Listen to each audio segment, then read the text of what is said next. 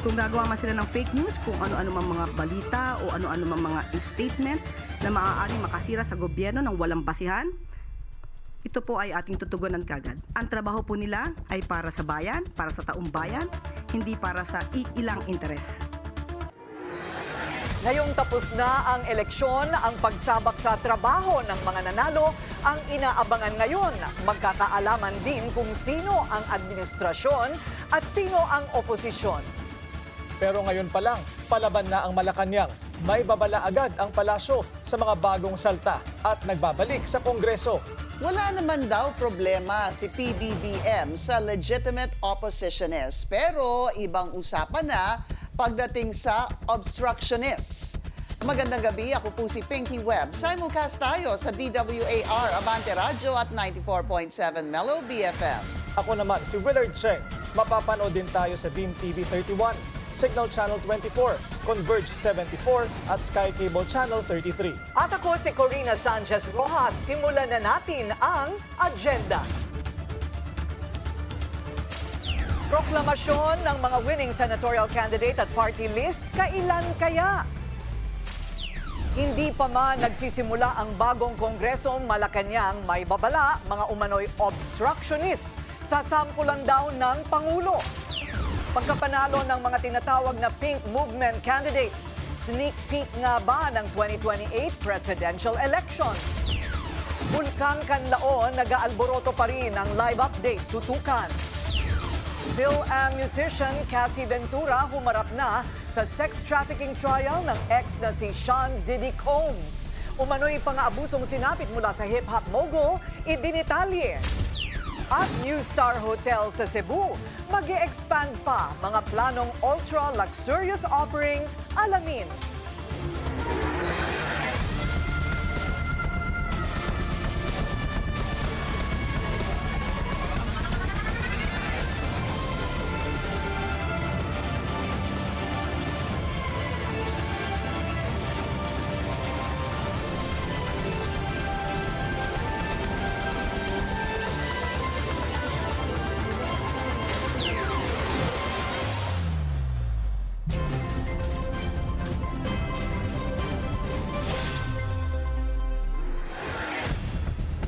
Maraming historic firsts daw ang naitala ngayong midterm elections ayon sa COMELEC. Kabilang dyan ang mabilis na canvassing. Yan ang agenda report ni Dexter Ganibe. Nagulat ang live mula sa National Canvassing Center sa Manila Hotel. Dexter? Yes, Corina, kabilang na riyan yung dami ng bilang ng mga certificates of canvass na natapos ng makanvas sa unang araw pa lang ng official canvassing ng resulta para sa mga tumatakbong senador at party lists. Kung kahapon ng hapon ay nagsimulang mabagal ang canvassing dito sa National Canvassing Center, abay umarangkada naman kinagabihan. Umabot ng 58 na mga COC ang nakanvas bago maghating gabi na ayon kay COMELEC Chairman George Erwin Garcia, isang record-breaking kumpara sa mga nakalipas na automated election at sa dating manual canvassing. Target din nila ngayong araw na makatapos ng 100 na COC dahil halos na i-transmit na rito ang karamihan ng COC. 7 COC na lang mula sa mga probinsya ang hindi pa na-transmit, batay po yan sa election dashboard ng COMELEC. Target ng NBOC na matapos bukas ang canvassing na isa namang historic event kapag nangyari. At kahit matapos ng mas maaga ang canvassing ng mga COC, sa Sabado at Linggo pa rin ang target ng COMELEC na proklamasyon ng winning candidates sa pagkasenador at party list. Padadalhan pa kasi sila ng imbitasyon at ihahanda pa itong venue para sa proklamasyon. Kapag natuloy sa weekend ang proklamasyon, isa ring makasaysayan sa eleksyon sa bansa na hindi na umabot ng isang linggo makalipas ang botohan ay makapagproklama na ng winning candidates sa national level. Ngayon po kung nakita nyo kahapon 58, first time. Kahit i-research nyo sa kasaysayan, sa unang araw pa lang ng canvassing 58, sobra. Minsan na dati po, kung natatandaan ko, no, okay, nagpa-practice, unang araw walang na-canvass. Kasi wala pang dumadating na COC. Pero ngayon po 58. Ngayong araw na to, sana nga 100 na makanvas natin. So 158 kaagad yun. So pag lalong nag-100 po tayo na COC ngayon, yun po talaga historic po yun. At sana nga magiging standard na natin sa susunod. what we're trying to do is to lay down certain standards. Corina, nagpapatuloy ngayon itong canvassing ng mga natitira pang certificates of canvas at tulad kahapon ay maaring abutin bago maghating gabi na matatapos itong isinasagawang canvassing para makamit nila o maabot yung 100 na COC. Corina? So Dexter, sa senatorial and party list race, ano naman ang latest? Partial and unofficial count pa rin. Yes, Corina, ang pagbabasihan natin ay yung partial and unofficial count mula sa COMELEC Transparency Media Server. Ito as of 4:36 p.m. ng ating transparency server, nangunguna pa rin hindi natitinag sa unang pwesto si Senador Bongo na mayroong mahigit 26.4 million votes. Pangalawa, si Bam Aquino sa 20.6 million votes. Pangatlo, si Bato de la Rosa sa 20.2, mahigit 20.2 million votes. Pang-apat, si Erwin Tulfo sa 16.8 million. Panglima, si Kiko Pangilinan sa mahigit sa 15 million votes. Pang-anim naman, si Rodante Marcoleta na mayroong 14.9 million votes. Pang-pito, si Ping Lacson sa 14.8 million votes. Si Tito Soto, 14.5 million votes. Si Pia Cayetano, mayroong 14.3 million votes. Pang-sampo, si Camille Villar sa 13.3 million votes. Pang-11, si Lito Lapid na mayroong 13.1 million votes at pasok sa Magic 12 si Amy Marcos sa higit 13 million votes. Bumubuntot sa kanya sa pang-13 pwesto si Ben Tulfo na mayroong 11.8 million votes. Puntahan naman natin, Corina, itong boto para sa mga party list. Nangunguna pa rin sa pwesto, una at pangalawang pwesto na may pinakamaraming botong nakuha ang Akbayan, number 1, pangalawa itong Duterte Youth na parehong nakakuha na ng mahigit sa 4% ng kabuuang boto. Pangatlo itong Tingog Party List na may mahigit 1.7 million votes, ang 4Ps 1.4 million votes, ang ACT-CIS na 1.2 million votes, Ako Bicol mahigit 1 million votes na ang nakukuha nito. Ang Oswag Ilonggo sa pampito na may mahigit 772,000 na mga boto. Mahigit 753,000 naman ang Solid North Party sa pang-8 pwesto. Pang-siyamang Trabaho Party List sa 648,000 mahigit na boto. Pang-10 ang Sibak na mayroong mahigit 587,000 votes. Pang-11 ang PPP sa 570,000 votes. Pang-12 naman ang senior citizen sa 569,891 votes. Corina? Okay, so kailan kaya ang proklamasyon? Ito'y hindi pa sinasabi, ano? Kahit na dito sa mga senador at saka sa mga party list? Wala pang definite, Corina, pero ang target gusto ng COMELEC dahil sinasabi nila, maaring matapos na nila bukas itong canvassing ng lahat ng 175 na mga COC, target nila sa Saturday o kaya ay sa Sunday. Dahil ang explanation kanina, paliwanag ni COMELEC Chairman Erwin Garcia, mayroon pa silang isang araw para padalhan ng imbitasyon yung mga winning candidates para dumalo doon sa proklamasyon. Karina? Okay, maraming salamat. Dexter Ganibe nagulat ng live mula sa Abante Radio, mula sa National Canvassing Center sa Manila Hotel.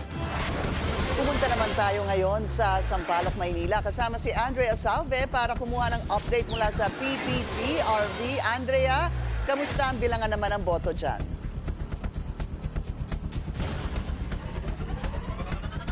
As of 5:30 p.m., umaabot na sa 13.03% ang natatanggap na physical election returns ng PPCRV.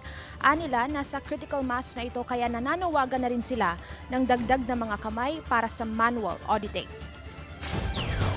Matapos ang break kagabi, in full swing na muli ang operasyon ng PPCRV sa kanilang command center sa Maynila. Inaasahan nilang bubuhos ngayong araw ang printed election returns mula sa iba't ibang presinto nationwide. Kagabi dumating ang ilan mula sa Bangsamoro Region, Regions 4A, 8, 11 at 12. Dahil dito, nangangailangan na rin sila ng dagdag pang volunteers. This audit is very important because we will actually check the integrity of the transmitted vote. All elections are important. So let's please come if we want to volunteer. Ibinahagi rin ng PPCRV na very good ang voter turnout sa naging halalan, partikular na sa Mindanao. Mas mataas pa rin noong 2022 presidential elections na nasa higit 83%. Pero hindi nila inaasahang lalapit doon ang figures ngayong taon. The voter turnout that we're computing is 80.27. I think maliit lang yung gap, less than 2%. And I think that's very remarkable because this is a midterm election. People seem excited about this particular election, even if it's midterm. And we saw that in the polls. Dagdag pa nila, nakakita rin sila ng pagbabago sa voting patterns ng mga Pinoy. Maaga pa lamang daw ay marami nang nakapila para bumoto. Ibang-ibaan nila noong mga nakaraang halalan na ang peak ay nasa kalagitnaan ng araw hanggang hapon. Pinky, update lamang sa transmission ng mga boto dito sa PPCRV. Nasa 97.36% na ito at tanging ang Bangsamoro Region na lamang ang hindi pa umaabot sa 90% mark ang natatransmit na boto. Pinky.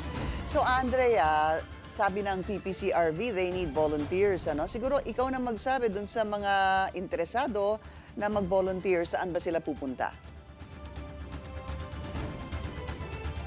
Pinky, kailangan lang nilang pumunta dito sa command center ng PPCRV sa Espanya, dito sa Maynila, at wala namang kinakailangang dokumento maliban sa valid ID. Pinky. Maraming salamat, Andrea Salve, nag-uulat ng live mula sa PPCRV Command Center sa Maynila.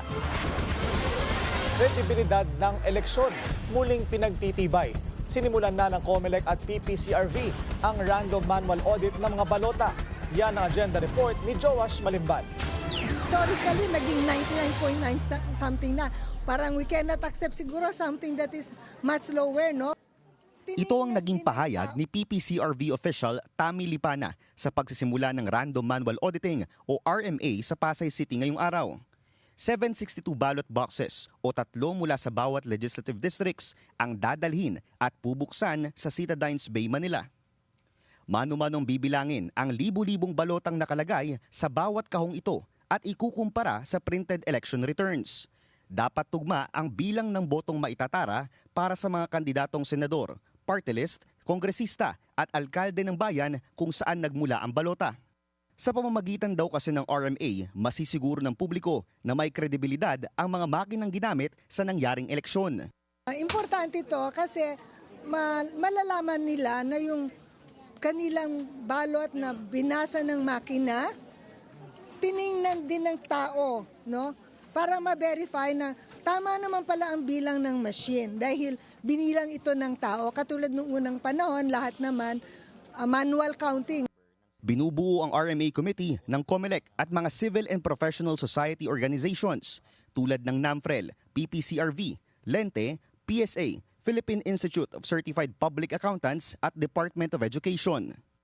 Binubuo ng 60 RMA teams itong isinasagawang random manual auditing. Lahat sila ay membro ng Department of Education. Ang bawat RMA team ay binubuo ng isang chairperson, ng isang secretary at ng isang third member. Yung chairperson nagsisilbing tagabasa ng mga boto sa balota, samantalang yung secretary at yung third member naman yung nagtatara para masigurado na mabilis at efficient itong isinasagawang random manual auditing.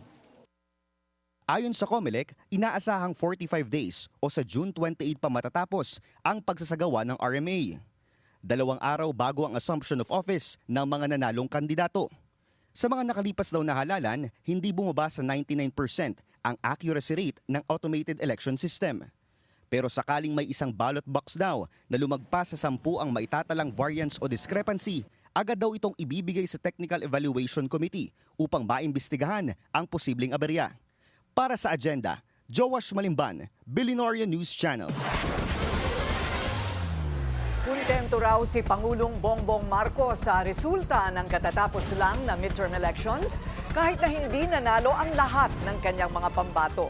Inaasahan ngayon ni PBBM na ang lahat ng nahalal ay tutugon sa pangangailangan ng taong bayan at hindi para sa iilang interes lamang. Yan ang agenda report ni Pierre Pastor. Hindi pa man nagsisimulang magtrabaho ang mga nanalong kandidato, may babala na ang Malacanang. Ayon kay Yusek Claire Castro, lalabanan ng palasyo ang tinatawag nitong mga obstructionist. Mga obstructionist na maaaring pansarili lamang ang kanilang ilalaban. Kung gagawa man sila ng fake news, kung ano-ano mang mga balita o ano-ano mang mga statement na maaari makasira sa gobyerno ng walang basihan, ito po ay ating tutugunan kagad. Welcome naman daw kay PBBM ang lehitimong oposisyon, pero may pakiusap sa kanila ang Pangulo. Ang trabaho po nila ay para sa bayan, para sa taong bayan, hindi para sa iilang interes. So anumang kulay yan, wini-welcome po talaga ng Pangulo na makaisa ang bawat leaders natin para tugunan kung ano man ang problema at magbigyang solusyon ang pangangailangan ng mga kababayan natin. Di man lahat ng kanyang pambato sa pagkasenador pasok sa Magic 12, satisfied pa rin naman daw si PBBM sa resulta ng eleksyon. Naniniwala pa rin po ang Pangulo na malaki pa rin po ang suporta ng taong bayan sa administrasyon sa ngayon. Tandaan po natin ang kahuli-hulihan pong survey ay nagpapakita po ng mataas na trust rating po ng Pangulo. Base sa partial and unofficial count, pasok sa winning circle ang alyansa bets na sina Erwin Tulfo, Ping Lacson, Tito Soto, Pia Cayetano, Camille Villar at Lito Lapid. Pero guest candidate rin sa PDP laban si Camille na inendorso pa mismo ng kalaban ni PBBM sa politika na si VP Sara. Para sa Agenda, Pierre Pastor, Billionaire News Channel. At makakausap natin ngayon si Palace Press Officer Claire Castro. Magandang gabi sa inyo, Yusek Castro. Yes, good evening, Miss Corina. Opo, nakaraos na po tayo sa eleksyon. May mga nagsasabi po na ang resulta ng midterm elections ay nagpapakita ng protest vote. Mainly because yung composition po ng senatorial, I guess, laban sa pagkaka-aresto daw ang protesta kay dating Pangulong Rodrigo Duterte. Ano po ang masasabi ninyo rito? Kung sino man po ang nagpapakalat ng mga ganyang klaseng mensahe ay hindi na po dapat natin pinapansin at hindi dapat natin pinaniniwalaan. Unang-una po, kung totoo po na ito ay protesta dahil sa pag-aresto kay dating Pangulong Duterte, di na po dapat nanalo. Itong si Senator Kiko Pangilinan, hindi na rin po dapat nakasama sa Magic 12. Si Senator Tito Soto, si Senator Lacson, at saka si Senator Erwin Tulfo. Pasinin po natin yung mga hindi nakasama sa Magic 12 pero nasa 14, 15, yan din po ay mga alyansa at sila po ay naniniwala patungkol po dun sa ginawa po ng pamahalaan sa pag-surrender kay dating Pangulong Duterte sa ICC. And at the same time, Ms. Corina, sinasabi din po na 62%, ayon sa survey po ng WR Numerous Research, 62% ang gusto po talaga na si dating Pangulong Duterte ay personal na humarap sa ICC para sa kasong Crimes Against Humanity at 61% din po ang nagsasabi na dapat din pong dalhin yung mga co-perpetrators ni dating Pangulong Duterte sa ICC para sa trial. So hindi po at wala pong katotohanan yung sinasabi nila na ang mga naging resulta po ng boto ay dahil sa protesta sa pag-aresto kay dating Pangulong Duterte. Yan po ay malaking kasinungalingan at gusto na naman nilang gumawa ng sarili nilang naratibo ng walang basihan. Okay, Yusek Castro, ito po namang bagong magiging komposisyon ng Kongreso at ng Senado, lalo na napag-uusapan na po ba kung ano po ang prospects dito po sa nakaabang na impeachment trial laban po sa Vice Presidenteng Sara Duterte? Sa Pangulo po kasi, hindi po yan ang kanyang priority. Yan po ay nasa kamay na po ng Senado, kung sino po yung magiging huhusga po kay VP Sara. At dapat na lang po sigurong gampanan ng mga senador kanilang tungkulin bilang leader ng bansa. At alamin talaga kung anong katotohanan, hindi dapat sila magtrabaho para sa iisang tao, kundi para sa bayan.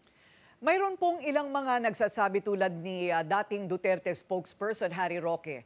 Sinasabi pong lame duck na raw ang Pangulo. Ibig sabihin, wala na siyang hawak sa kanyang mga tao, lalo na po sa Kongreso at Senado. Una-una po, paano po natin masasabing lame duck?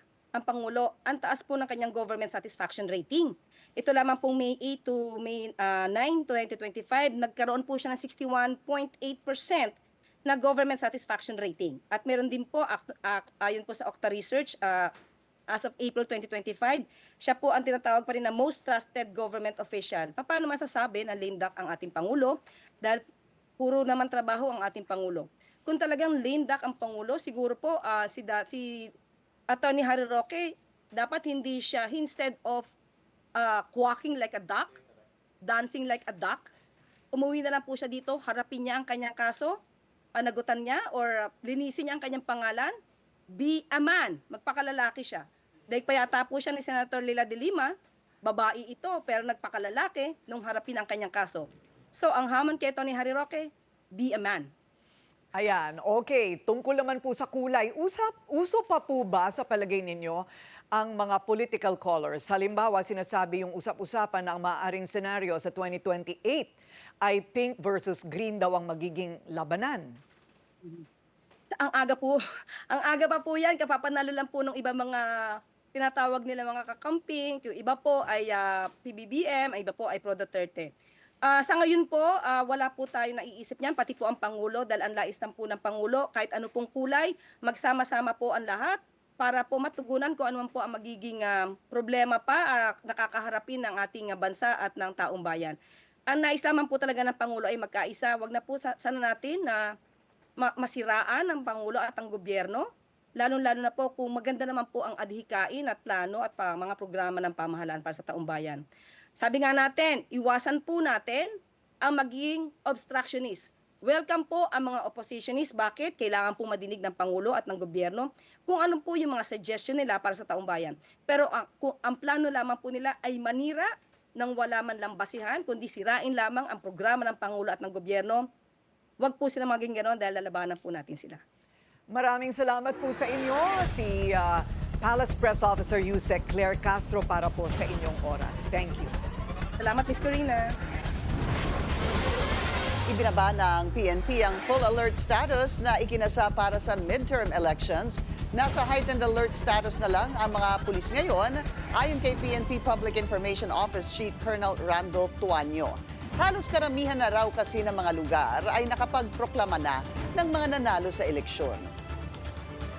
Kung mapapansin po ninyo, kahapon po, nagbabas po ng alertness ng status po ang Philippine National Police. Kaugnay po nito, nananatili pa rin na ang mga nakadeploy, lalo na po doon sa mga lugar na kung saan ang mga PNP personnel po ay hindi pa po tapos yung kanilang bilangan. Pag sasubmitin ng mga elections returns ay nananatili po sa kanilang mga lugar. Ang NCRPO naman todo bantay sa ginagawang national canvassing sa Manila Hotel. Dalawang prosecutor sa VP Sara impeachment ang hindi pinalad sa midterm elections. Pero kampante pa rin ang House Prosecution Team dahil may nakikita na silang pwedeng pumalit. Narito ang agenda report ni Sandro Ochona. Aminado si Manila 3rd District Representative Joel Chua na hindi naging madali ang naging laban niya bilang re-electionist congressman. Sinalo niya kasi ang lahat ng paninira matapos imbestigahan hanggat tuluyang maging basihan sa impeachment ni VP Sara ang resulta ng investigasyon ng House Committee on Good Government and Public Accountability na kanyang pinamumunuan. Sa kabila nito, tiwala siyang malakas pa rin ang laban nila sa impeachment kahit nagbago na ang komposisyon ng Senado na tatayong mga hukom. Yung kaso nandoon yun yung ebidensya nandoon. So sa tingin ko, when it comes to evidence, nandoon naman, intact pa rin yan. But at the end of the day, syempre, yung mga senator judges, so sila naman ang mag-a-appreciate ng mga ebidensya na ilalatag namin. So let's see, tignan natin kung ano ang kanilang magiging reaction. Yun nga lang, posibleng dalawa ang kanilang idagdag sa 11-member House Prosecution Panel matapos hindi pala ring manalo sina Representative Jill Bongalon at Representative Loreto Atcharon. Kabilang sa lumulutang na mga pangalang maaaring maging bahagi ng prosekusyon ay sina incoming Marikina 2nd District Representative Miro Kimbo, Akbayan Party List First Nominee Chel Jokno at Mamamayang Liberal First Nominee Laila De Lima. Talagang maganda rin na makasama namin sila dahil unang-una, nakita naman po natin, hindi po ito mga ordinaryong mga kongresista, mga dekampanilyang abogado to, yung kanilang mga karanasan when it comes to legal matters, talagang mabibigat din naman. Senator Laila De Lima, si Attorney Chel Jokno, si Attorney Miro Kimbo, ay talaga ng mga may karanasan, may credentials at masasabi natin na talaga namang batak na pagdating sa trial. Si Kimbo ay minsan ang naging bahagi ng impeachment trial laban kay dating Chief Justice Renato Corona, habang kilalang human rights lawyers sina Jokno at De Lima na dati ring naging Justice Secretary. Tila bukas naman si De Lima sakaling i-offer ito sa kanya, pero ayaw niyang pangunahan ang liderato ng Kamara. Wala pang kumakausap sa akin. Now, in case that happens, in case kausapin ako tungkol dyan, what I can say now is I give it a serious thought and consideration. Ano man yung magiging gamit ko o magiging may role ako, I will always be open to that. Bukod sa pagtulong sa impeachment, bukas rin si De Lima sa pagtulong sa kaso ni dating Pangulong Rodrigo Duterte sa ICC at ibinahagi niya na nais niyang mapabilang sa oposisyon sa darating na 20th Congress. Para sa Agenda, Zandro Ochona, Billionario News Channel. Sa kapapasok lang na balita, tinanggap na ni ML Party List First Nominee Laila De Lima ang alok na maging bahagi ng House Prosecution Team sa impeachment trial ni VP Sara. Anya, bahagi ito ng kanyang tungkulin bilang isang public official to quote, uphold accountability no matter the personalities involved. Magiging bahagi na rin ng House Prosecution Panel si Attorney Chel Jokno ng Akbayan Party List. Pagkakapanalo ng mga tinatawag na Pink Movement candidates, sneak peek nga ba ng 2028 presidential elections? Susunod yan sa Agenda.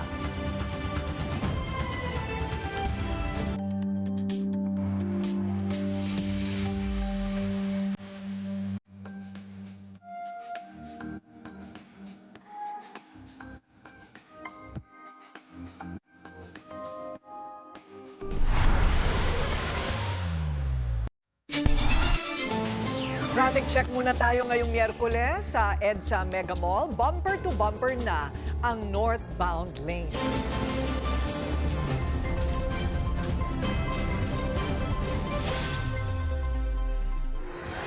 Pasok sa Magic 12 sina Bam Aquino at Kiko Pangilinan sa katatapos lang na midterm elections.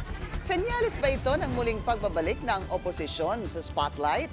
Narito ang agenda report ni Joash Malimban. Matapos ang failed Senate bid ng 8 Diretso noong 2022 elections, muling magbabalik sa Senado ang dalawa sa mga pinakasikat na pambato ng Pink Movement, sina former Senators Kiko Pangilinan at Bam Aquino. Sa pinakahuling partial and unofficial count, matibay si Aquino sa second place na may mahigit 20 milyong boto. Si Pangilinan naman nasa 5th place na may mahigit 15 million votes. Ang dalawang soon-to-be senators pareho raw nagulat sa naging resulta ng elections 2025. Malaking bagay din yung bandwagon sa dulo kasi may mga polls na nagsasabi up to 20% ng botante last week of the campaign nagdedesisyon. So ang mga endorsements natin from celebrities, tumutok talaga kami sa message and we were thankfully, I think pati yung mga botante natin, palagay ko nung nakita nilang masyado na akong bugbog sarado sa disinformation ay nagkaroon ng backlash.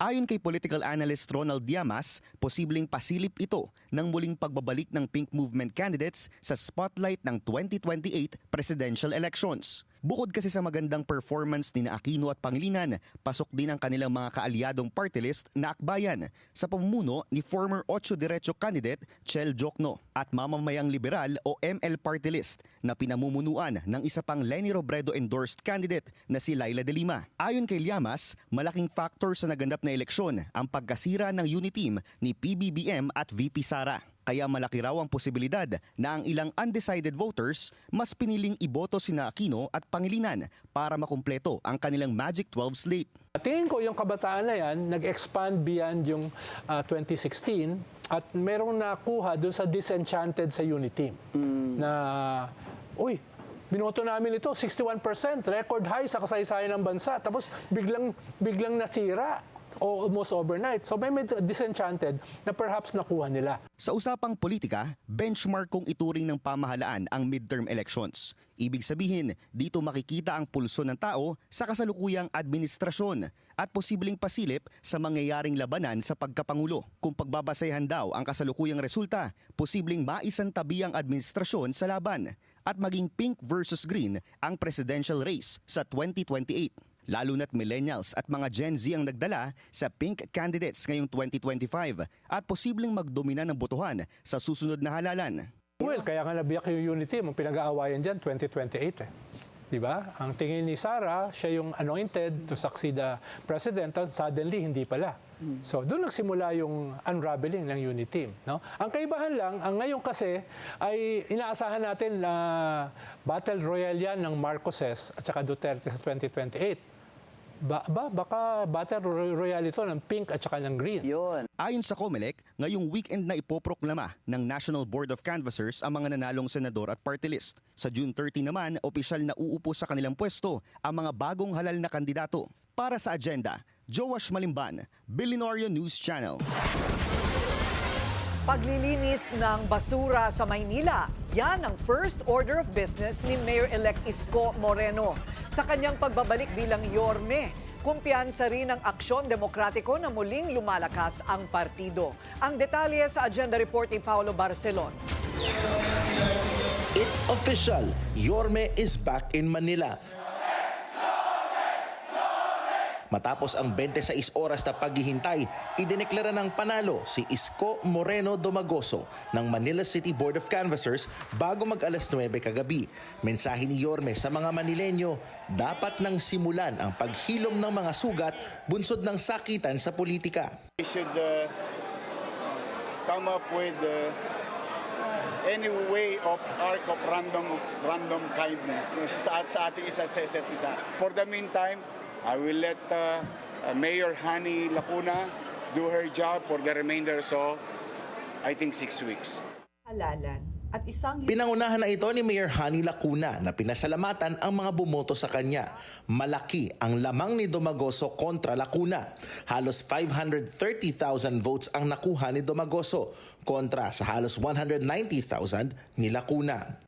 ang pagmamahal ninyo at pagtitiwala sa pamilyang Lacuna. Magmula pa sa aking ama na si Danny Lacuna ay hinding-hindi ko malilimutan magpakailanman. Mahal na mahal ko po kayong lahat, mga kapwa kong Manilenyo. Pagpalain tayo ng poong may kapal. Pinaghahandaan na ni Domagoso at ni Vice Mayor-elect Chi Atienza ang kanilang magiging termino. Ang una sa agenda ni Yorme, ang sistema ng pangongolekta ng basura sa Maynila at ang muling paglilinis sa mga kalsada gaya ng rekto. Hindi ako mangingimi kung ano man yung mangyayari sa kanila pag hindi sila nagbuti. Because kapakanan ng taong bayan tong pinag-uusapan natin, hindi negosyo nila. Dahil sa halalang ito, Aksyon Demokratiko na ang partidong may control sa City Council simula Hunyo at 30. Yan ay matapos mapanalunan ng partido ang 22 sa 36 na konsehal na kanilang kandidato sa Maynila. Ayon kay Aksyon Chairperson Ernest Ramel, senyales ito ng muling pagpapalakas ng partido sa kanilang hanay bilang paghahanda sa 2028 national and local elections. We may have a candidate or two for a senator at that time. We already talked to one and he's really interested to go for it.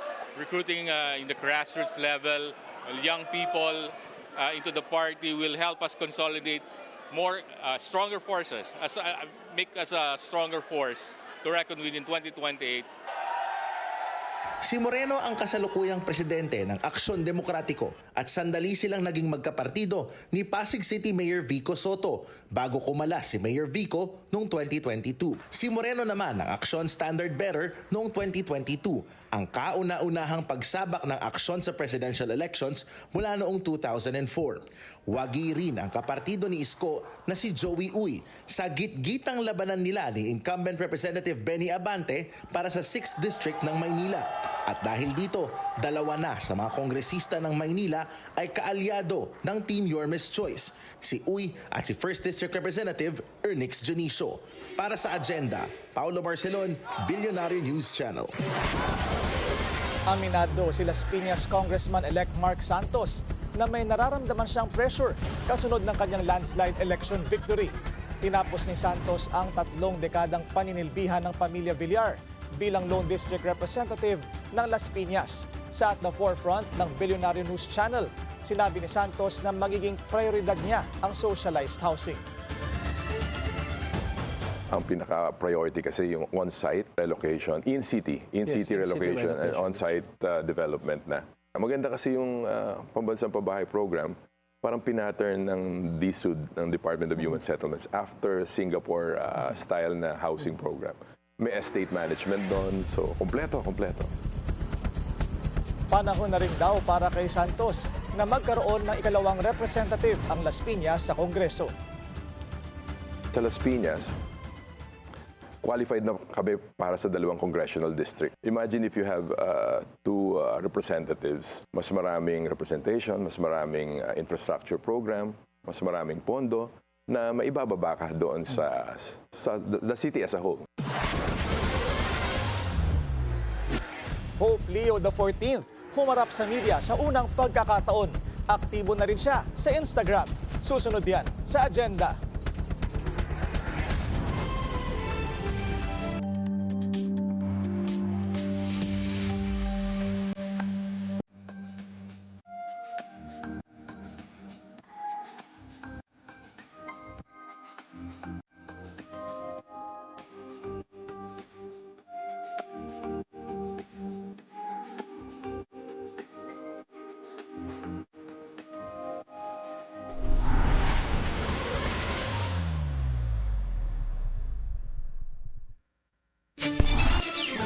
Traffic check ulit tayo sa EDSA White Plains naman. Moderate ang daloy ng mga sasakyan sa northbound lane.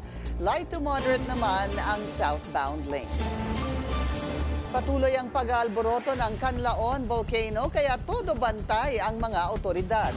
Yan ang agenda report ni Paulo Barcelon live mula sa Office of Civil Defense sa Camp Aguinaldo. Paulo.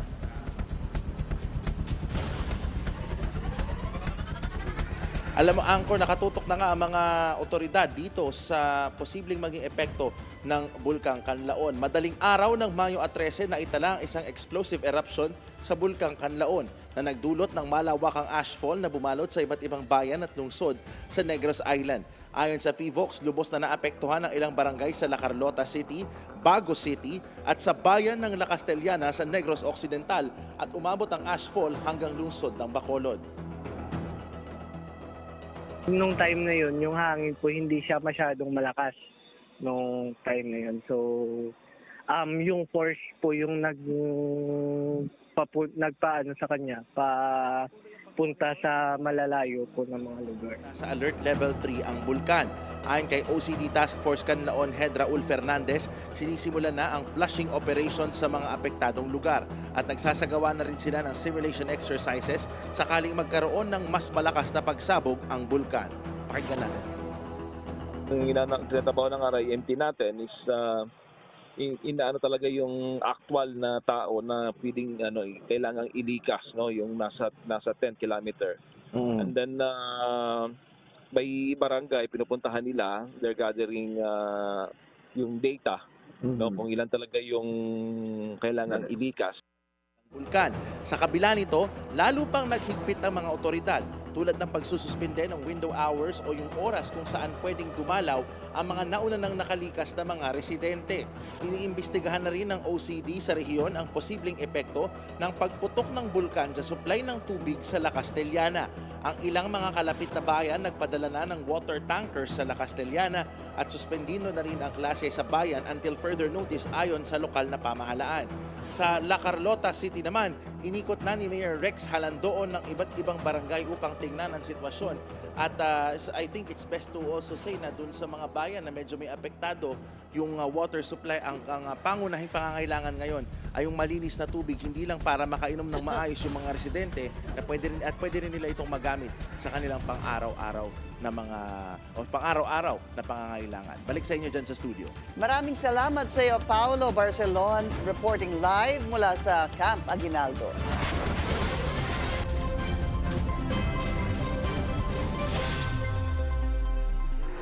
For the history books din ang pagkapanalo ni dating Pangulong Rodrigo Duterte sa midterm elections. Siya na ulit ang mayor ng Davao City matapos lampasuhin ang kanyang katunggali na si Carlo Nograles na dati ring miyembro ng kanyang gabinete. Nanalo siya kahit nakakulong sa ICC dahil sa kasong Crimes Against Humanity. Kaya mukhang work from Hague ang mangyayari kay FPRRD. Pero ang tanong, kakayanin ba niyang mamahala habang nakapiit sa ibang bansa? At kaugnay niyan, makakausap po natin ang veteran election lawyer Romulo Macalintal. Attorney Romy Mac, magandang gabi po sa inyo. Magandang gabi sa iyo, Pinky, at sa iyong mga tagapanood, tagapakinig. Attorney, nangyari na po ito dati.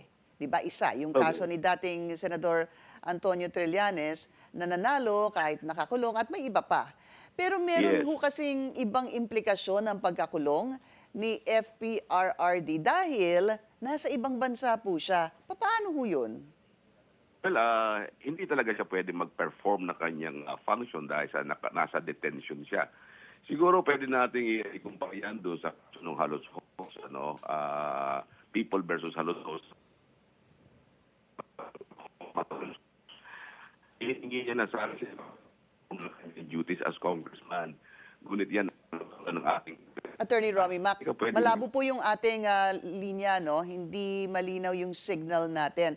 Narinig ko lang po yung sabi nyo, ihahalin tulad natin ito doon sa nangyari kay Halusos. Yes, so okay, Congressman Halusos. Go ahead, sir. Sinabi ng ating Korte Suprema, kapag ikaw ay under detention, hindi ka pwedeng mag-perform ng iyong function even if you are elected official. Otherwise, parang mangyayari niyan there is discrimination of the other prisoners na maaaring mga businessmen din sila, maaaring mga may ginagawa rin sila, they would be also asking na dapat din magtrabaho habang nakakulong. Hindi po pwede. Dito kung nakakulong lang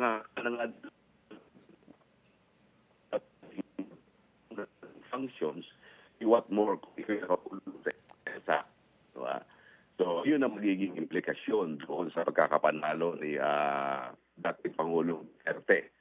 At papaano ang kanyang oath of office? Bago kasi mag-function ng isang elected official, dapat oath of office. Siguro pwedeng hingi na kanyang mga abogado sa ICC na kung maaari mag-take siya ng oath of office sa isang consulate ating pamahalaan doon sa Hague o sa the Netherlands. Attorney Romy Mac, pasensya na po talagang hindi maganda yung ating reception. Sayang po yung interview. Subukan po natin na tawagan kayo muli para mas maintindihan natin. Ano kasing implikasyon nito, no?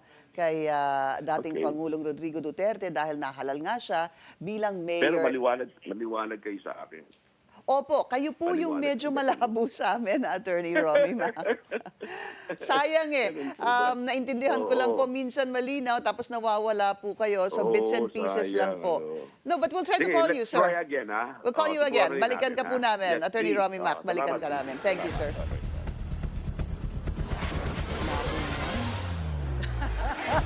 Okay, balikan po natin si Attorney Romy Mac mamaya. Tingnan natin muli ang latest partial at unofficial results ng senatorial race. Nangunguna pa rin si Bongo na may higit 26 million votes. Sinundan siya ni Bam Aquino at Bato de la Rosa na parehong may 20 million votes. Nasa 4th place si Erwin Tulfo, 5th si Kiko Pangilinan, 6th si Rodante Marcoleta at 7th si Ping Lacson. Nasa Magic 12 din sina Tito Soto, Pia Cayetano, Camille Villar, Lito Lapid at Amy Marcos. Higit 80% o 56 million na boto na ang nabilang.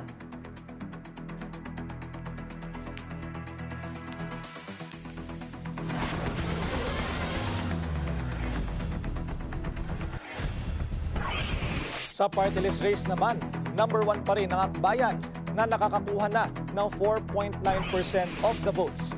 Pangalawa ang Duterte Youth, habang pangatlo ang Tingog.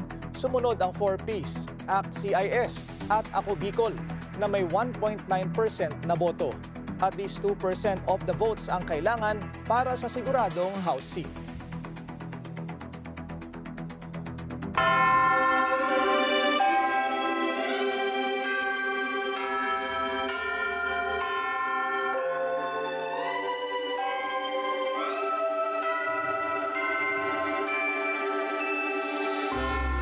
Pope Leo XIV in his Instagram era.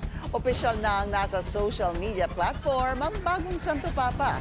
At sa kanyang debut post, ibinahagi ni Leo ang ilang larawan ng kanyang mga unang ganap bilang Pope. Gamit ni Leo ang account handle na @Pontifex na una ring ginamit ng kanyang predecessors. Naka-archive naman ang post ni Pope Francis sa account na @Franciscus. Sa linggo, gaganapin ang inauguration mass ni Pope Leo. Sa kauna-unahang pagkakataon din, humarap sa media si Pope Leo XIV. Pagpasok pa lang sa audience hall ng Vatican, malakas na ang palakpak kaagad ang sumalubong kay Pope Leo, bagay na ikinatuwa ng Santo Papa. And thank you for this wonderful reception. They say when they clap at the beginning, it doesn't matter much. If you're still awake at the end and you still want to applaud, thank you very much.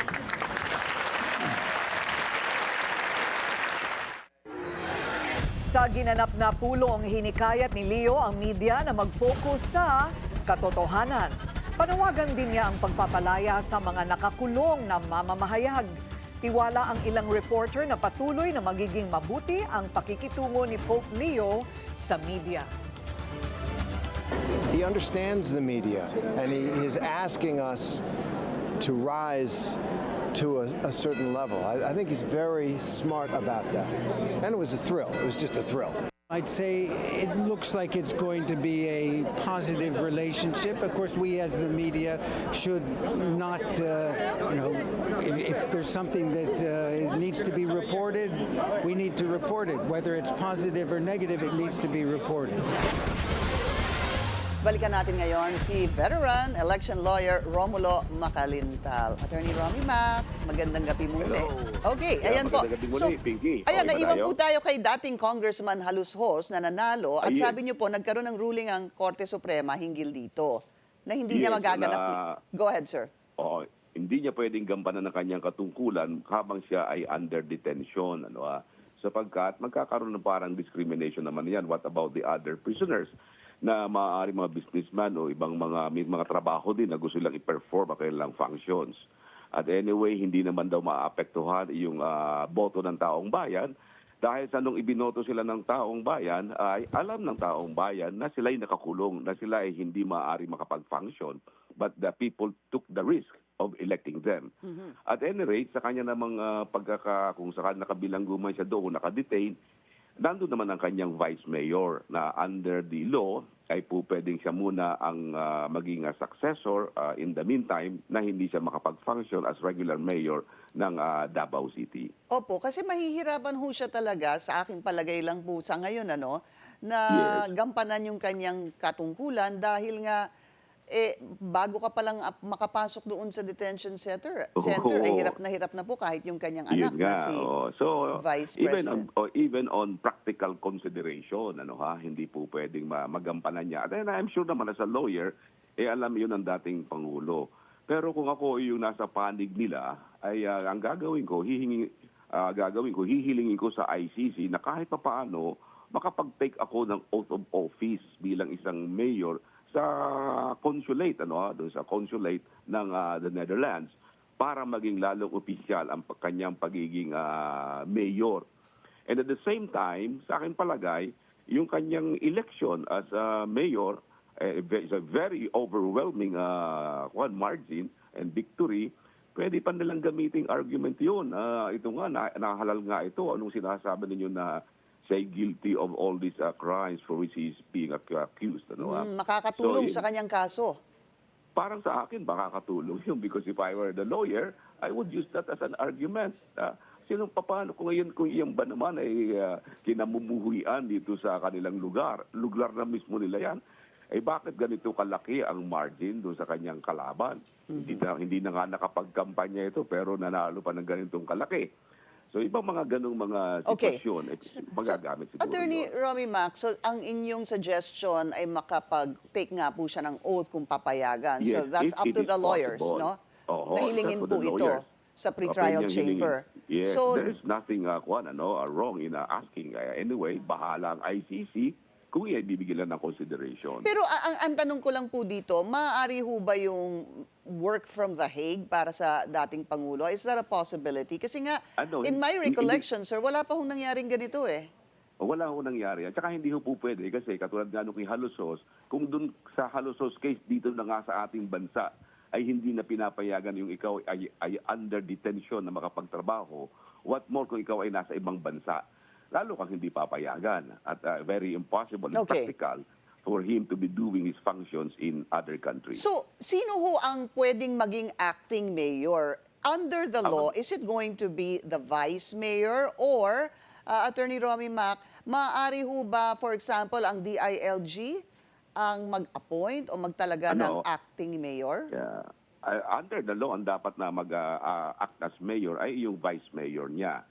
And the vice mayor will be the acting mayor, while the first ranking councilor, the councilor who got the highest number of votes, yun ang magiging acting vice mayor naman. I see. So patuloy din ang function noong nasabing mga officials na yan.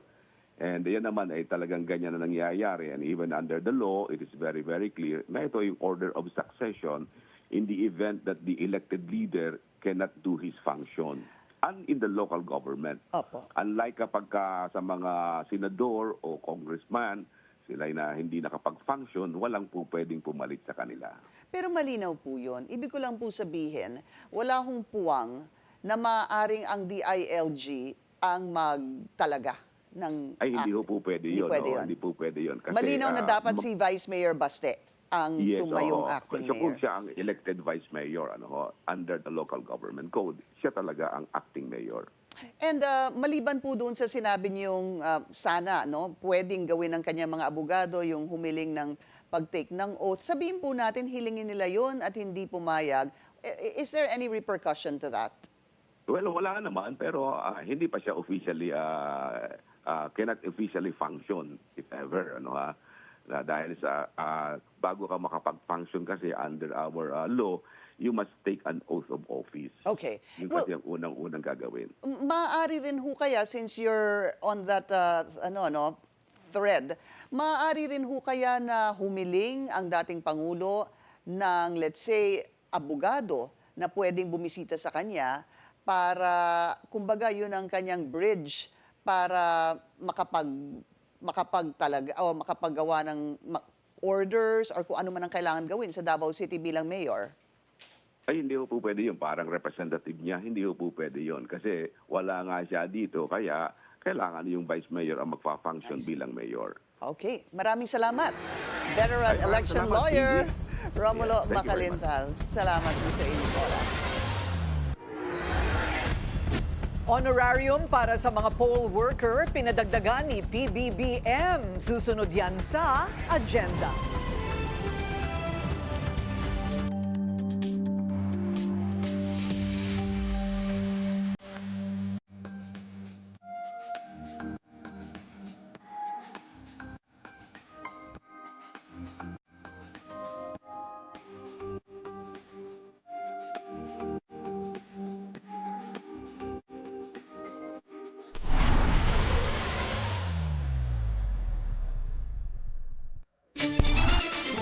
Isa pang traffic check ngayong Wednesday rush hour sa elliptical road sa QC.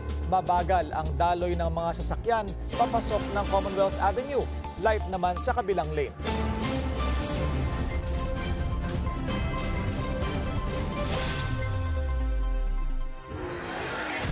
Binigyang pugay ng Malacanang ang mga nagsilbing poll worker noong eleksyon.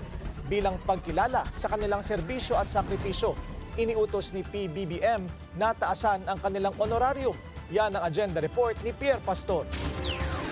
Pasado 3:00 ng madaling araw, dumating na ang mga guro sa Morning Breeze Elementary School sa Barangay 83 sa Caloocan City. Nag-ayos at naghanda ng mga kakailanganin para sa botohan. Matyaga na isa-isang inasikaso ang mga botante at sinikap na mapanatili ang kaayusan ng kanilang voting precinct.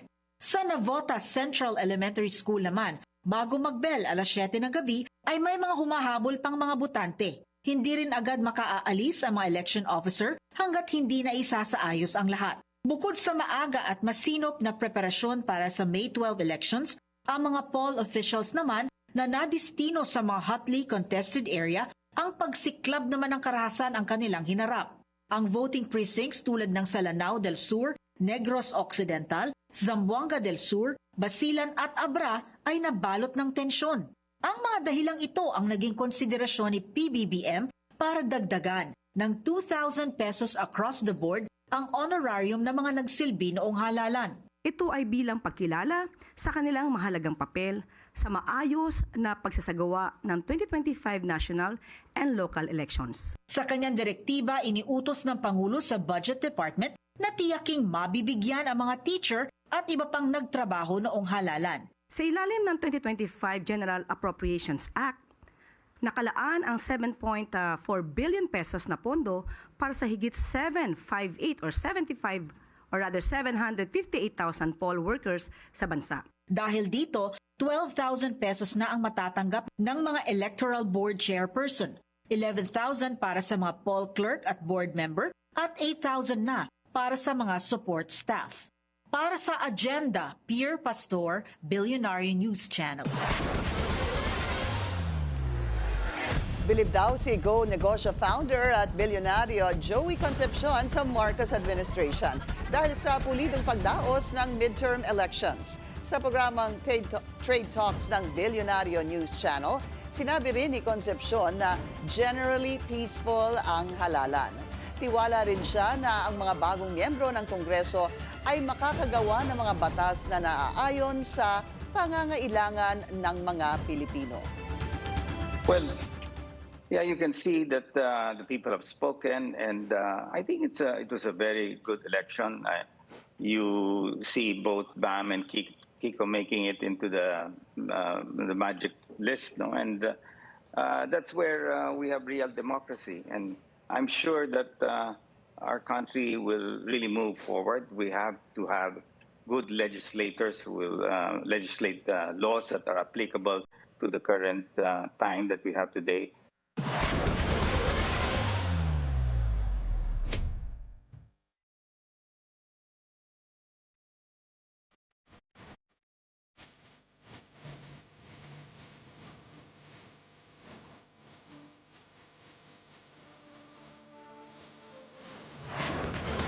Zero in on Gen Zs and Millennials. Yan ang pakay ng Bank of the Philippine Islands sa pag-revamp ng kanilang digital trading platform.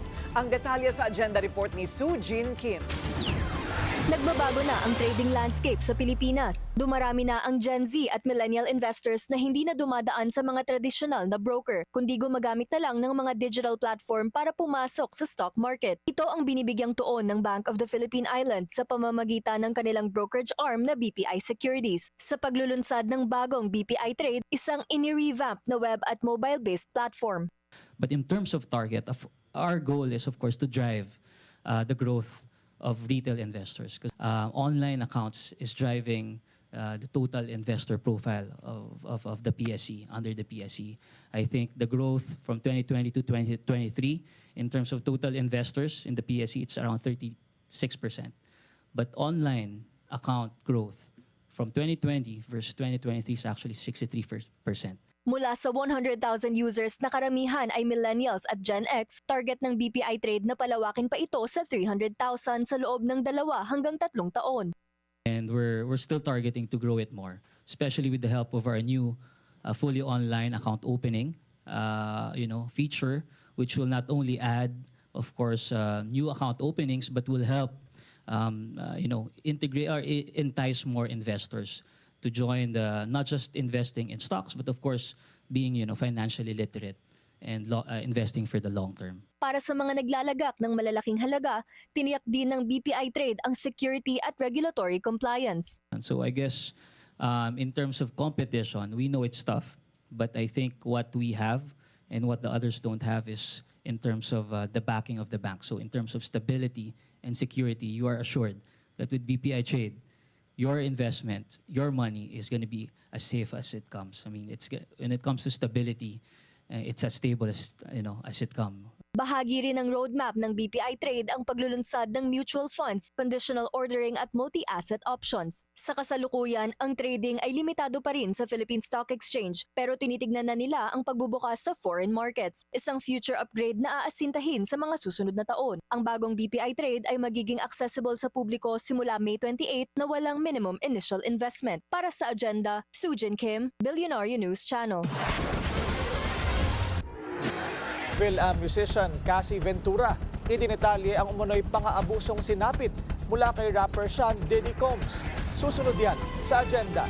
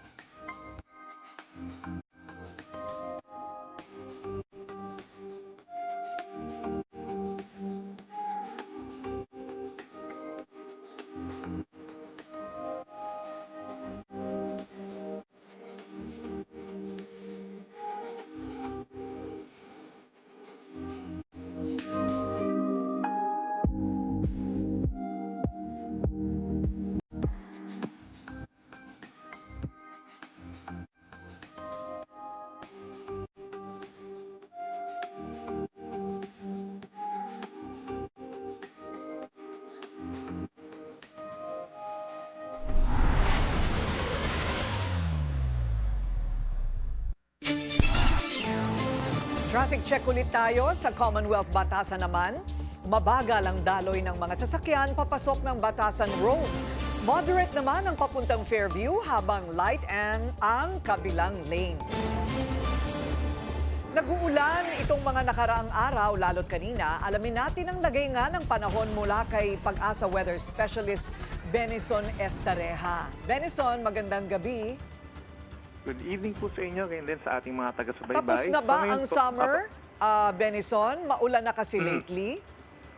So far po, hindi pa naman tayo nagdedeklara ng start ng tag-ulan. So balit nandiyan na yung mga senyalis po tulad ng mas madalas po ng mga thunderstorm sa hapon at saka po mas dumadalas po, no? At mas dumadalas yung mga paulan throughout the country. Ayun, so bale, mas dumadalas ang ulan dahil sa, hindi masyado malinaw. Summer pa rin ngayon. Yes, tag-init pa rin po ngayon. So balit, nandiyan na yung mga senyales para magtungo na po tayo dun sa panahon ng tag-ulan. Nasa transition period na po tayo. So ibig sabihin yan, yung hangin nagsisimula magpalit. Usually coming from the east po kapag panahon ng tag-init, and then may mga manifestations na nanggagaling na po dito sa may kaliwang parte. Yun po yung hudyat kapag full blast na nanggagaling na po sa kaliwa or sa may southwest yung ating hangin at madalas na yung mga paulan sa western side ng bansa, then dun pa lamang tayo magdedeklara ng tag-ulan at pagtatapos ng tag-init. So itong mga nakarang araw na medyo malakas ang buhos, pero titigil din naman, saan nanggagaling ito? Dahil sa init ba ng panahon ito? Yes, malaking influence po dyan yung mainit na panahon plus yung nature po ng easterlies kapag ganitong panahon ng Mayo, mas madami pong moisture na dala-dala papunta sa atin. So, ang tendency niyan, kapag mas maraming moisture, mas mataas ang chance na nagkakaroon tayo ng mga matataas na mga clouds, may dala-dala yung malalakas na hangin, malakas sa ulan, at minsan meron nga pong mga hailstones. Ayan. Ano ang forecast naman natin, Benison, sa mga susunod na araw? In the coming days po, or up until early next week, we're seeing na ang pinakamaulan naman ay dito sa may bandang Visayas at saka po Mindanao dahil pa rin sa Intertropical Convergence Zone. And then for the rest of Visayas plus Luzon, in the coming days, easterlies yung prevailing weather system natin. So nandyan pa rin yung mainit na panahon at sasamahan pa rin po yan ng mga thunderstorms na usually mga 1 or 2 hours at madalas po yan sa hapon. Maraming salamat, Pag-asa Weather Specialist Benison Estareja. May alok na partnership ang Trump 2.0 sa longtime U.S. foe na Syria. Sa kanyang Middle East tour na nag-umpisa sa Saudi Arabia, pinangako ni U.S. President Donald Trump na aalisin na niya ang mga sanctions sa Syria na ipinataw noong panahon ni Bashar al-Assad. Makikipagkita rin daw si Trump kay interim Syrian President Ahmed al-Shara sa Riyadh. Dating Al-Qaeda commander si Shara na nakulong ng 5 taon sa U.S. prison sa Iraq. There's a new government that will hopefully succeed in stabilizing the country and keeping peace. That's what we want to see in Syria. They've had their share of travesty, war, killing, many years.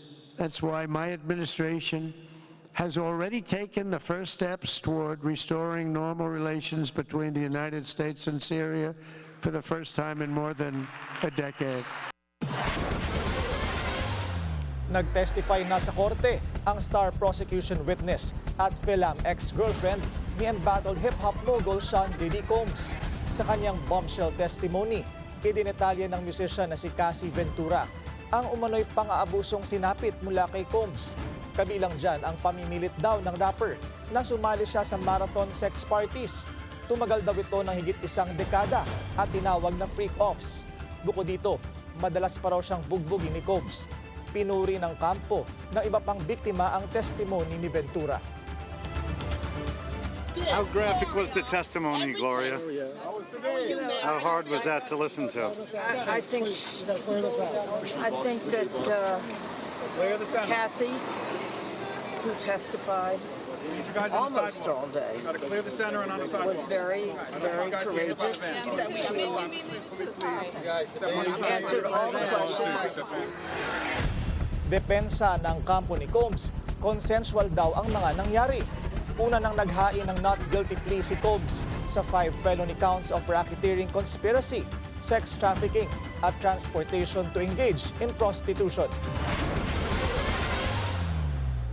At sports news naman tayo, pasok sa NBA Eastern Conference Finals ang Indiana Pacers matapos talunin ng Cleveland Cavaliers sa Game 5 ng kanilang semi sa score na 114-105. Pumukol si Tyrese Halliburton ng 31 points habang nag-ambag si Pascal Siakam ng 21 points para pangunahan ang Pacers at tapusin ang serye 4-1. Gumawa naman ng 35 points si Donovan Mitchell para sa Cavs. Makakalaban ng Pacers ang mananalo sa semis ng Boston Celtics at New York Knicks kung saan lamang ang Knicks 3-1. Yeah, man, it's a special feeling, to be honest with you. I'm not going to sit here and talk like I got so many years of experience. You know, I'm in my 5th year. But something I've learned from my vets and just being in the NBA for enough time is to not take winning for granted, you know, and this is a special time. This is the opportunity now to get better, show that we took a step, and that's the mentality that we have going into the next games is we have a real opportunity and we can't take it for granted. I can't stress it enough. Dati nang makulay ang luxury scene sa Cebu at lalo pa itong magniningning dahil ang New Star Resort may expansion plans. Una riyan ang pagbubukas ng ultra-luxurious New Star Hotel. Sa 2nd taon nito, lalo pang pinagpatibay ng resort ang posisyon nito bilang isa sa mga hottest destination sa Asia. Ang pasilip sa Agenda Report ni G. Baroga. If you thought Cebu's luxury game was already strong, think again. 3 taon na ang New Star Resort at pinagdiriwang nila ito sa pag-reveal ng mga expansion plan na magtataas ng pamantayan para sa high-end hospitality sa Pilipinas. Una na nga dyan ang pagbubukas ng New Star Hotel, isang ultra-luxe edition na may pangakong world-class service gaya ng pagbabalik ng butler service na ngayon ay moderno na. We refer to a new era that heralds an elevated level of luxury hospitality in Cebu. We're introducing, for example, the return of butler service, although this time in a more contemporary, modern context. Our butlers for New Star were specially trained by a company called Hale Brown Hospitality, which is a well-respected name worldwide that trains individuals, particularly for the luxury hotel segment. May mahigit 200 mga kwarto, kabilang na ang isang 670 square meter na villa sa New Star Hotel. At lahat ng ito ay para sa kakaibang experience, mula intuitive service, sleek design at indulgence with a local touch. At hindi pa yan ang lahat. Papalapit na rin ang Skydeck, Leisure Park Phase 2 at ang isang world-class performing arts theater. Nariyan din ang The Mall at New Star, isang luxury retail destination in its own right. More than 80% of our tenant mix are first in Cebu. And a big chunk of that are luxury brands, right? And that's very intentional. So we made sure, because we wanted to cement our positioning as a luxury mall. Mula pa lang sa planning stage, nakipag-collaborate na raw ang New Star sa kanilang mga tenant. At ang ilan sa kanila, flagship store ang binuksan. Panalo rin ang mga foodie sa New Star. Sa Il Primo, may curated 3-course meal na talagang nakaset para sa discerning palate. Dagdag pa rito ang Mott 32, isang internationally acclaimed Chinese restaurant na kilala sa award-winning dishes, creative cocktails, at Instagram-worthy interiors. New Star Resort is a landmark destination in itself. So we are very happy and proud to bring all this tenant mix into the property, and most of which are first in Cebu, right? So it brings pride and honor to Cebu. Pero bukod sa kinang at karangyaan, may tunay na epekto ang New Star, lalo na sa mga kabataang Cebuano. We also take into consideration our impact socially in terms of creation of jobs, in terms of the transfer of skills, knowledge, expertise, particularly to the young crop of employees that we've selected and hired. Para ipagdiwang ang 3 taon nito, nagkaroon ng engrandeng gala ang New Star dubbed Beneath the Twilight. Tampok dyan ang Ryan Cayabyab Singers sa pangunguna mismo ng National Artist for Music, pati na rin ang OPM legend na si Basil Valdez. At ngayong 3 taon na ang New Star Resort and Casino, asahan ng mas marami pang development at ultra-luxury attraction na para sa lahat. Para sa Agenda, G. Baraga, Billionaire News Channel. Marami-rami ring artista ang kandidato ang nagningning nitong midterm elections, pero may ilan ding bigong sumakses. Kilalanin sila sa Agenda Report ni Marie Lozano. Sa nagdaang halalan, muling pinatunayan ng ilang personalidad mula sa mundo ng showbiz na may hatak pa rin sila sa masa. Pero para sa iba, mukhang mas mainit pa rin ang kamera kaysa sa balota. Sa senatorial race, hindi pa rin natitinag ang mga veterano na sina Tito Soto at Lito Lapid. Hindi naman pinalad si Bong Revilla at malayo sa listahan ng mga nagwagi sina Manny Pacquiao, Philip Salvador, Jimmy Bondoc at Willie Revillame. Maraming artista naman ang sumubok at pumatok sa local and congressional races. Wagi si Richard Gomez at ang kanyang asawang si Lucy Torres Gomez sa Ormoc. Panalo rin si Arjo Atayde sa Quezon City 1st District. Jolo Revilla at kanyang ina na si Lani Mercado sa Cavite. At si Ryan Christian Recto, anak ni Vilma Santos sa 6th District ng Batangas. Pero hindi lahat ng showbiz royalty ay sinuwerte. Natalo si Marco Gumabaw sa Camsur, EJ Falcon sa Oriental Mindoro at Direk Lino Cayetano sa Taguig. Maging ang matagal lang nakikipagsabayan sa politika na si Dan Fernandez ay hindi pinalad sa Laguna. Sa labanan naman ng mga governor at vice governor, panalo pa rin sa puso ng mga Batanggenyo si Vilma Santos bilang governor. Pero hindi matagumpay sa unang political bid si Luis Manzano sa Batangas bilang vice governor. Sa Bulacan, nananatiling matatag for governor si Daniel Fernando at sa pagka-vice governor, muling nanalo si Alex Castro. Para sa mayoral race, balik pwesto si Isko Moreno sa Maynila, habang talo ang businessman na si Sam Versosa at aktor na si Raymond Bagatsing.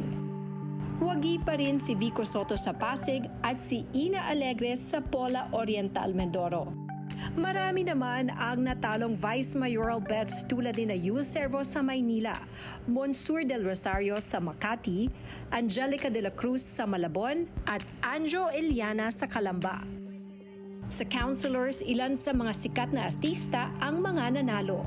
Sa Pasig 1st District nanalo si Kiko Rustia at Angelo De Leon sa 2nd District. Sa Quezon City, panalo si Aiko Melendez at Alfred Vargas sa 5th District. Sa Maynila, pasok si Lou Veloso at ang anak ni Isko na si Joaquin Dumagoso. Bigo naman ang ex-couple na sina Marjorie Barreto at Dennis Padilla sa Caloocan.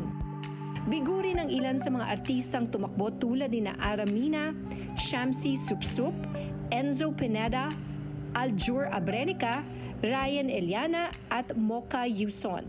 Sa lumipas na eleksyon, napatunayan muli na ibang klaseng eksena ang entablado ng politika. Kahit may pangalan o fans ka, sa dulo, performance pa rin sa mata ng bayan ang tunay na batayan. Para sa Agenda, Marie Lozano, Billionario News Channel. Wow, and the people have spoken. Oo. Kagulat-gulat ba? Tingin mo? Oo, ang daming mga upsets, ang daming mga akala mong mananalo, hindi nanalo, yung ganun ba? Yung isa sinasabi nilang one of the biggest upsets is the one in Cebu. Oo. Natalo si Governor Gwen Garcia. Yes. May mga kandidato rin akala natin balwarte nila pero hindi nila naipanalo. Oo, sa mga local marami, ano? Pero sa national, malinaw, yung sa survey, hindi yun ang lumabas. Yun ang pinaka parang shocking sa pero sana the best had won for the country. Yeah, yun ang importante. And buckle down to work, di ba? Yes. Magtrabaho na kayo. Yan po ang ating agenda ngayong gabi. Ako po si Pinky Webb. Ako naman po, si Willard Cheng. At ako si Corina Sanchez Rojas. Sa bawat issue may anggulo at ang balita may agenda.